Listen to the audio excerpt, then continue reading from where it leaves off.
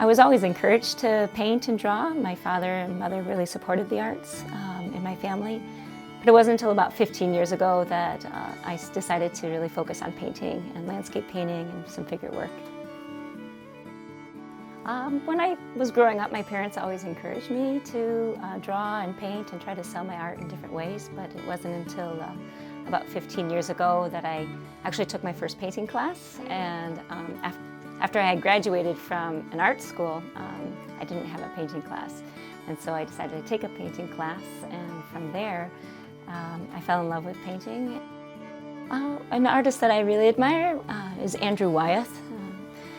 He was a regional artist in the 30s and 40s, and I appreciate his work because he was able to combine landscape with a narrative. And I like to have some form of slight story within the landscape if possible, and he really achieved that beautifully in his work. I think there's going to be two different extremes. One will probably be, and both because I think of the internet, but one will be artists showing their work themselves in small boutiques of their own or through the internet sales themselves.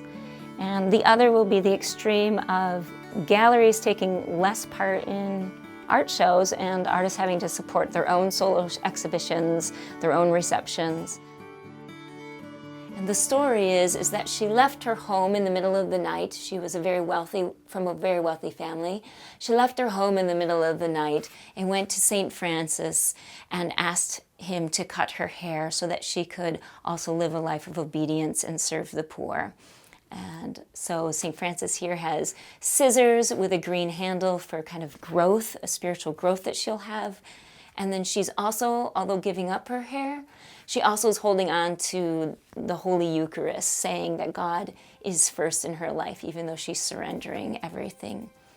And St. Francis is known as a man of peace, and so I use the dove in his hand as well as the spiritual dove for the Holy Spirit guiding him in this picture. I also just like it compositionally. I love that I can feel like I'm flying with her and I have that freedom to express myself like she does, almost as if she's dancing in the air. So after I did the work on St. Francis and St. Clare, I had read a story about the Wolf of Gubbio, which St. Francis brought peace between the wolf who was attacking the city and the people, and was able to make a peace treaty. So he learned that the wolf was hungry, and that's why he was eating the people. And he said to the wolf, if you are fed by the people, will you not eat them? And the wolf showed that he would obey that treaty by bowing down and actually giving Francis his paw. And then Francis extends peace to the city of Gubbio. And the wolf actually for the next 2 years was able to walk in and out of the shops and the homes freely until he passed away.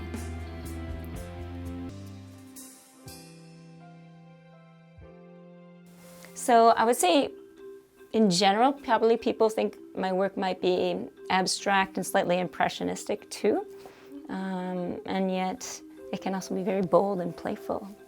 What's hard is that there's a variety within the artwork, so it's hard to just say I have a particular style. I think there's some artists who do have one particular style and keep with it.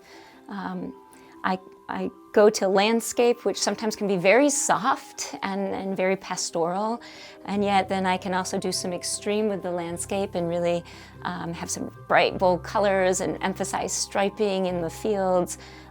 I think a lot of it depends on my mood and what I've experienced that day, what I've seen recently, whether it's artwork I've seen or whether I've experienced something outdoors when I travel or drive or even run, go for a run. What I see influences me.